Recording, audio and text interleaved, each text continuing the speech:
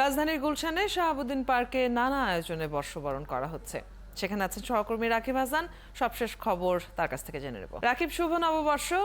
জেনে নিতে চাই বর্ষবরণে আপনি যেখানে আছেন শাহাবুদ্দিন পার্কে কি কি আয়োজন রয়েছে আর এই মুহূর্তে কি হচ্ছে?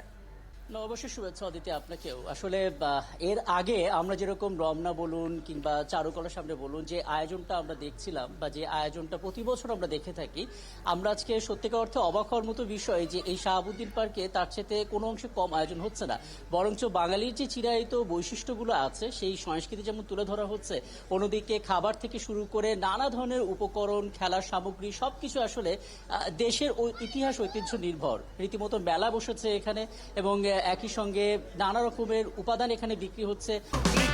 এই ঈদে দেশ জুড়ে কেনাকাটার ফুর্তি হবে শুধু বিকাশে, সাথে ডিসকাউন্ট কুপন, ইনস্ট্যান্ট ক্যাশব্যাক।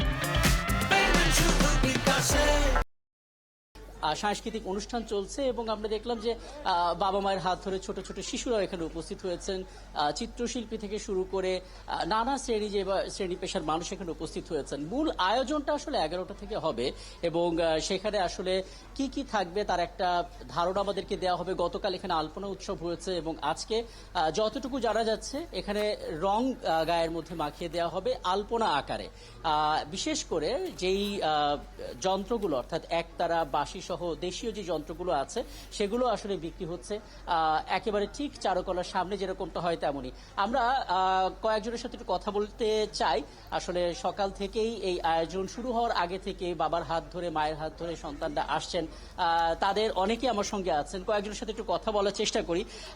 আজকে অনেক জায়গায় যেতে পারতেন আপনি, সেই সমস্ত জায়গাগুলো বাদ দিয়ে এই জায়গাটাকে বেছে নেওয়া বাচ্চাদেরকে দিয়ে, এবং এই যে আয়োজন, উদ্দেশ্যটা কি, কোন জায়গা থেকে আসলে আসা? আমি কুড়িল থেকে আসছি। এই জায়গাটা একটা নিরাপদ স্থান গুলশানের মধ্যে, এই জন্য এখানে আসছি। আর আমার ছেলেকে আমি শুভ নববর্ষ কি এটা বোঝাতে আসছি। যেরকম ঘুড়ি, কলসি, বিভিন্ন রকম জিনিসপাতি শেখানোর জন্য। ও কালকে আমাকে বলছেন শুভ নববর্ষ কি। বাংলাদেশের যে একটা ঐতিহ্য শুভ নববর্ষ বা বছরের পয়লা দিন, এটা দেখানোর জন্য বা বোঝানোর জন্য ওকে নিয়ে আসছি আমি এখানে। সবাই মিলে যাতে একসাথে উদযাপন করতে পারি এই উদ্দেশ্যে ওকে নিয়ে আসছি আর ওকে বোঝাতে নিয়ে আসছি। চমৎকার। আমরা এর আগে অদিতি একজনের সাথে কথা বলছিলাম, তিনি আসলে তাদের সন্তানকে এনেছিলেন মঙ্গল শোভাযাত্রা কি সেটা বোঝানোর জন্য।